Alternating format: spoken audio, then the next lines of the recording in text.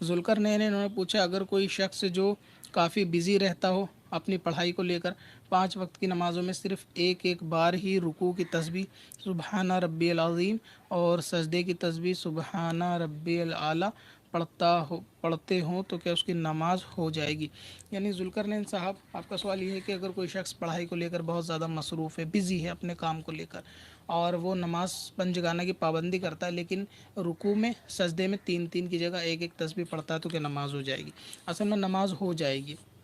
इससे नमाज में जो है ना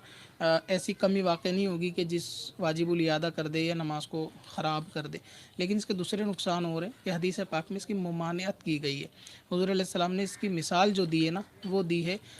मुर्गे के ठोंग मारने से। आपने देखा होगा ना कि जिस तरह मुर्गा जो है ना चुगता है दाने बार बार ठोंग मार के, तो इसी तरह सजदे में जाना उठ जाना, रुकू में जाना उठ जाना। तो सरकार सल्लल्लाहु अलैहि वसल्लम का फरमान इस बारे में ये है कि ये जो इबादत इस तरीके से करते हैं, सजदे करते हैं, कि ऐसा है जैसे ये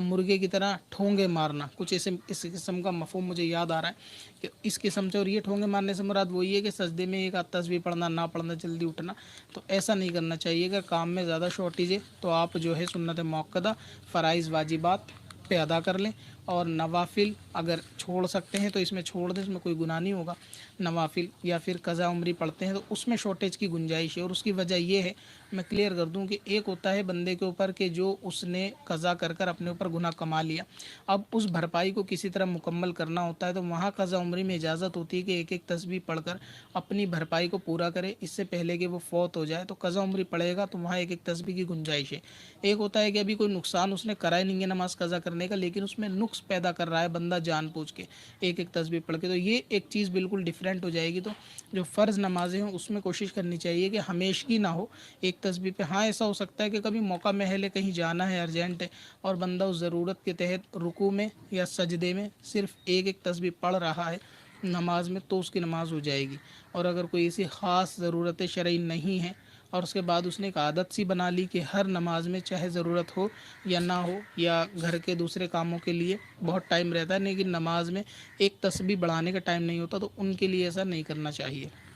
तो कज़ा उम्री के अंदर जो एक एक तस्बीह का कॉन्सेप्ट है वो इसीलिए कि कज़ा उम्री बंदे के सर पे, अब क्योंकि वो फ़र्ज़ तो कज़ा हो ही गया ना, तो उस वाजिब को उतारना जल्दी वाजिब हो गया, तो उस वाजिब को जल्द निभाने के लिए जो है वहाँ एक एक तस्बीह का हुक्म है कि शैतान के बंदा बहकावे में ना आए, जल्दी जल्दी उसको पूरा करके किसी तरह अपने मामले को आखिरत के बचा के रखे। लेकिन जो प्रेजेंट चल रहा है इसको बर्बाद करने का ऑलरेडी कोई हुक्म नहीं है आगे कि आप नमाज़ों में ख़राबी पैदा करें। तो इसलिए फ़राइज़ नमाज़ों में या इस किस्म की नमाज़ों में जो इस्लामी बहनें घर में पढ़ती हैं या इस्लामी भाई मस्जिद में अपनी सुन्नतें पढ़ते हैं, तो एक एक तस्बीह का सहारा रुकू सजदे में ना लें, बल्कि अगर कहीं अर्जेंट हो, जल्दी हो, तो इसकी गुंजाइश है, वरना कोशिश करें कि 3 या फिर 5 या फिर 7 तस्बीह कम से कम पढ़े। वक्त है तो ज़्यादा पढ़ लें और अच्छी बात है, वरना एक तस्बीह से नमाज फ़िलहाल हो जाएगी। लेकिन ये कोई शरई उज़्र नहीं है कि पढ़ाई तो आपकी 10 साल रहेगी, तो 10 साल तक आप इसी तरह नमाज़ें पढ़ेंगे जिस तरह से हुज़ूर पाक ने मना किया है।